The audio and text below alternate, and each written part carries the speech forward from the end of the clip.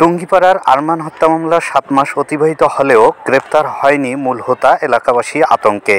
তথ্য ভিডিও চিত্রে গোপালগঞ্জ থেকে আমাদের প্রতিনিধি মোহাম্মদ তপু শেখ। উপজেলা নির্বাচনকে কেন্দ্র করে ৮ই মে উপজেলা নির্বাচনের দিন ভোটকেন্দ্রে সাংবাদিক তপু শেখকে হুমকি প্রদান করে কতিপয় সন্ত্রাসীগণ।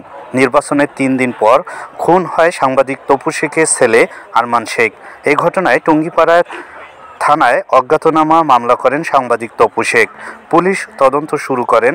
এক পর্যায়ে সাইফুল শেখ ও মিঠুন শেখকে গ্রেপ্তার করেন পুলিশ। গোপালগঞ্জের টুঙ্গিপাড়া গিমাডাঙ্গা মুন্সিরচর এলাকার সাংবাদিক তপু শেখের একমাত্র ছেলে আরমান শেখ গত 11ই মে বাড়ি থেকে বের হয়ে লাশ হয়ে ফিরে আসে 12ই মে।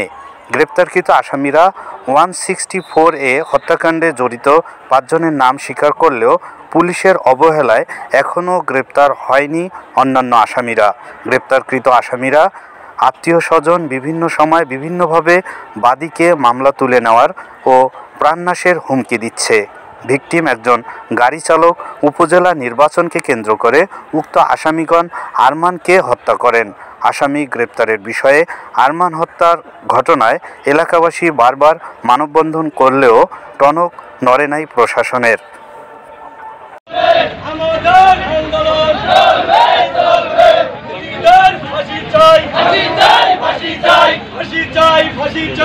আমাদের গোপালগঞ্জের যে প্রশাসন আছে, প্রশাসনের দৃষ্টি আকর্ষণ করতে চাই। আমাদের এক সাংবাদিক সহযোগী, তার ছেলে আর 16 দিন হলো যে নিখোঁজ এবং হত্যার শিকার হয়, তাকে কুপিয়ে হত্যা করেছে এরকম আলামত পাওয়া গিয়েছে।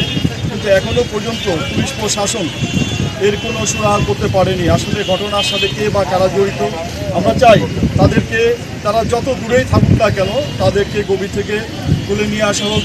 প্রশাসন চাইলে পারেন না এমন কোনো কিছু নাই। আমরা তাদের সার্বিক সহযোগিতা কামনা করছি এবং এই ছেলেটি যে অকালে সে মৃত্যুবরণ করেছে বা তাকে হত্যা করা হয়েছে, তার পরিবার এবং তারা যারা আত্মীয় স্বজন আছে তারা এর সুষ্ঠু বিচার দাবি করে। আমরাও সাথে সাথে আমাদের সব মিলিয়ে বলতে চাই, আমরা যারা গোপালগঞ্জে বিভিন্ন মিডিয়ায় বিভিন্ন ফোরাম ক্লাবের সাথে জড়িত সাংবাদিকতা করি, আমরা চাই এই ঘটনাটি অচিরেই যেন পুলিশ প্রশাসন উদ্ধার করে এবং ঘটনার সাথে যারা জড়িত তাদেরকে যেন দৃষ্টান্তমূলক শাস্তির আওতায় নিয়ে আসা হয়, এই বলে আমি আমার